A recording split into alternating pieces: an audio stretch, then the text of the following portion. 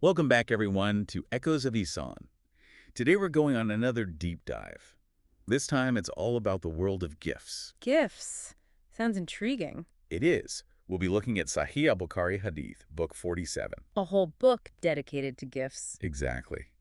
I think we're going to find some real gems in here, don't you think? Oh, I have a feeling we will. It says a lot about how important generosity and those connections, those bonds are. Totally.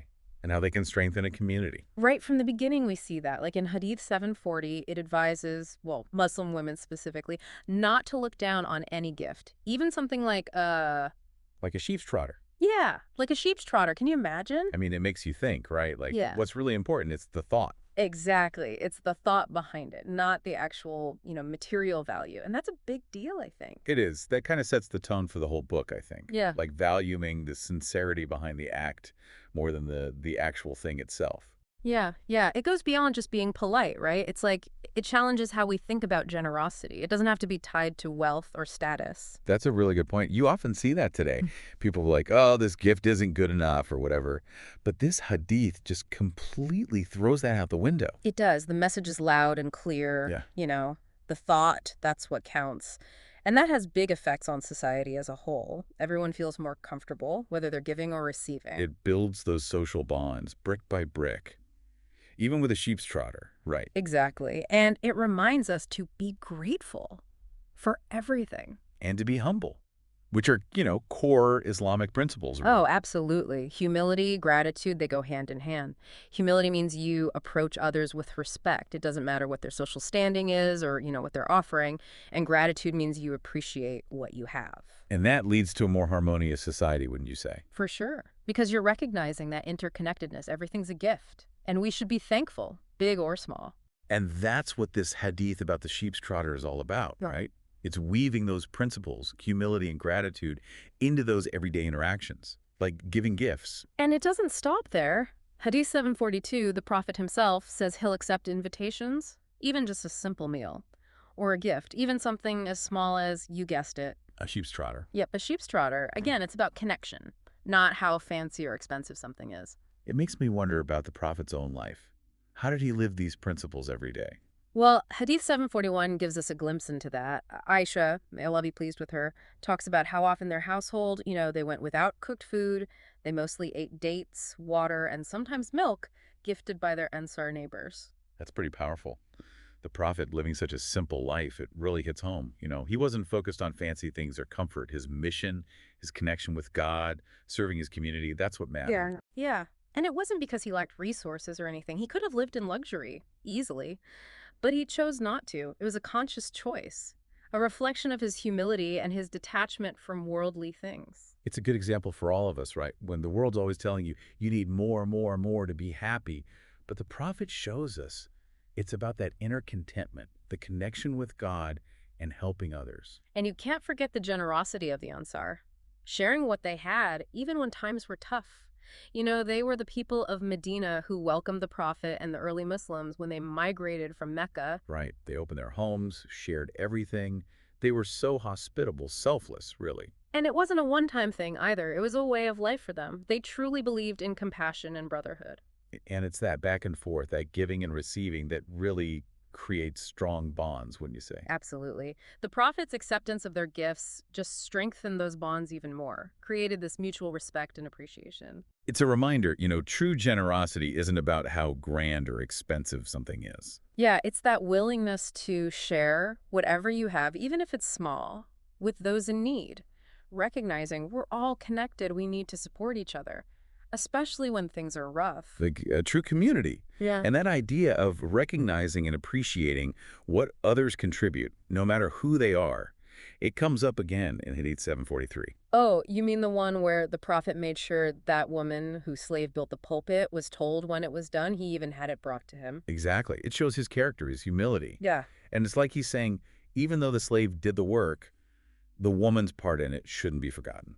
It's a good reminder that everyone plays a part. Everyone deserves respect and gratitude. Even those who are often overlooked, right? Like the people who clean our streets or grow our food or take care of our elders, they're all essential. It's so easy to just not even think about them, This hadith makes us look closer and appreciate everyone who contributes to our lives. Now, this next hadith, number 745, it really stood out to me.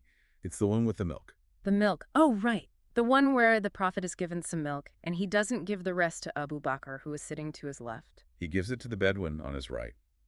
He even says, the right side. Start from the right side. Twice. Why the right side? It shows a specific etiquette the prophet followed. Starting from the right when offering something, food, drinks, to a group. Might seem like a small detail, but it shows how attentive and considerate he was. Yeah, I was wondering about that. Is there a deeper meaning? Well, people interpret it in different ways. Some say it was a way to honor guests or those who were older. Others say it was to make sure everyone got some. It was customary to pass things around in a circle. Oh, like so no one felt left out. A way to be inclusive. Exactly. And it shows how important it is to be mindful. Even small actions can affect others. It's like even the order you serve refreshments in can show respect. That's pretty amazing.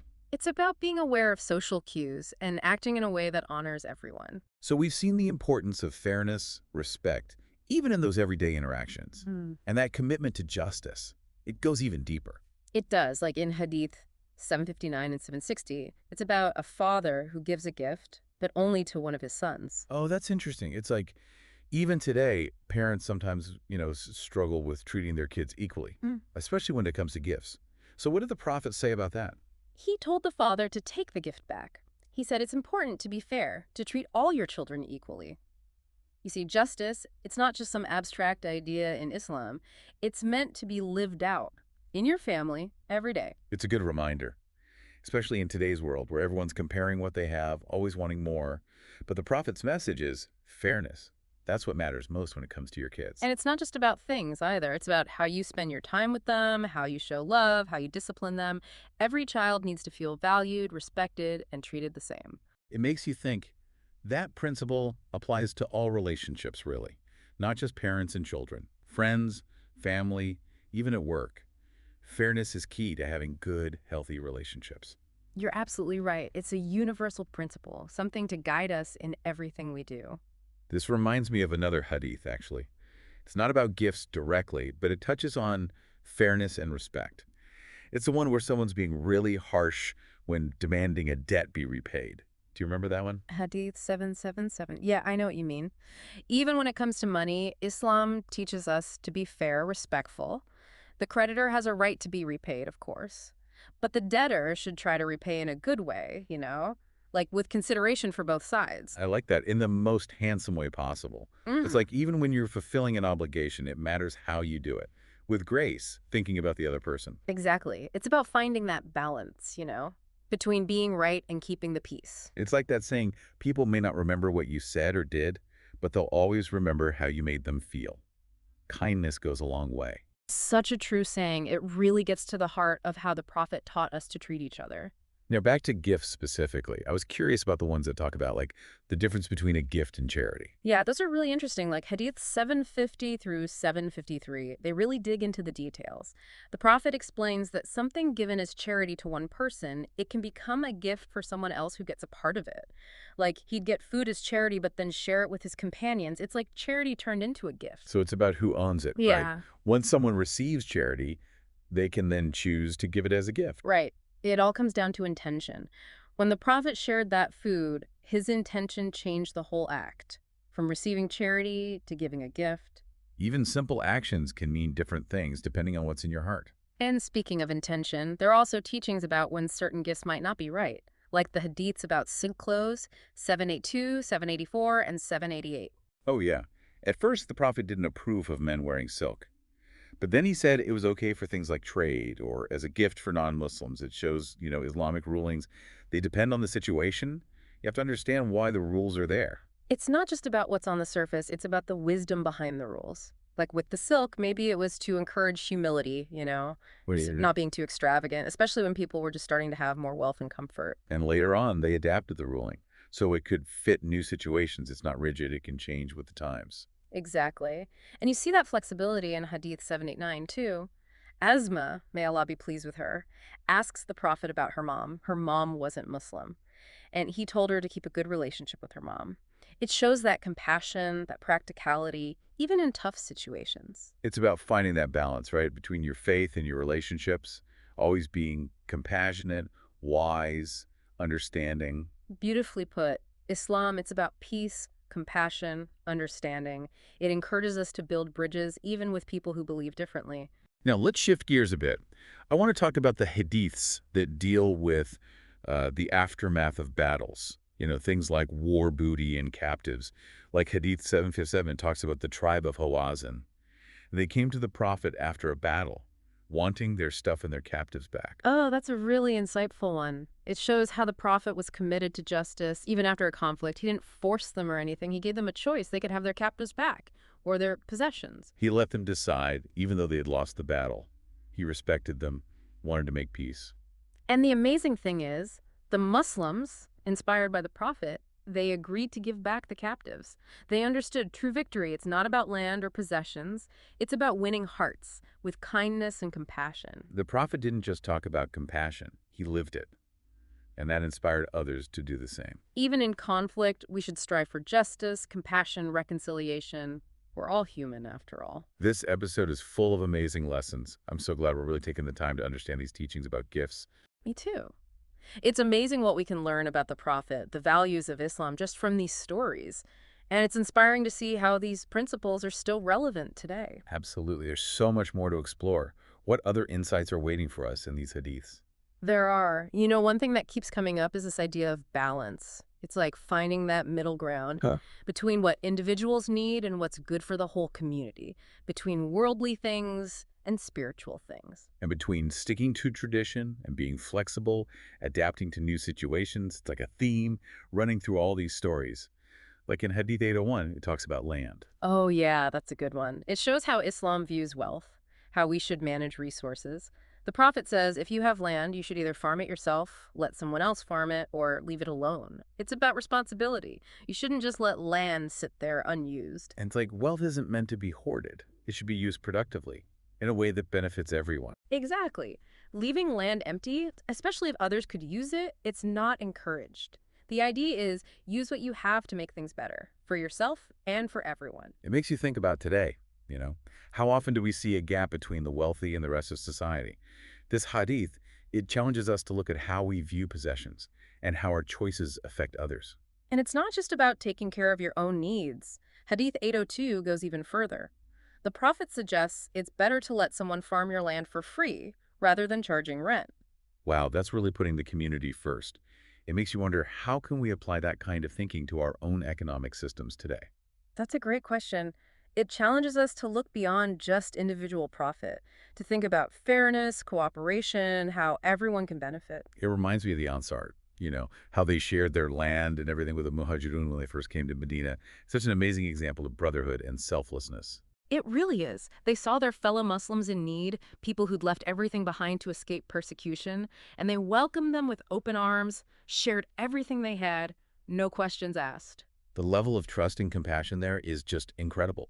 They didn't know how long they'd have to share, what challenges they might face together, but they chose to help, to build that unity and support that made their community strong. It shows how powerful faith can be. It can transform individuals, entire communities. It teaches us real strength comes from helping others, especially when times are tough. It's a timeless message, and it's so relevant today.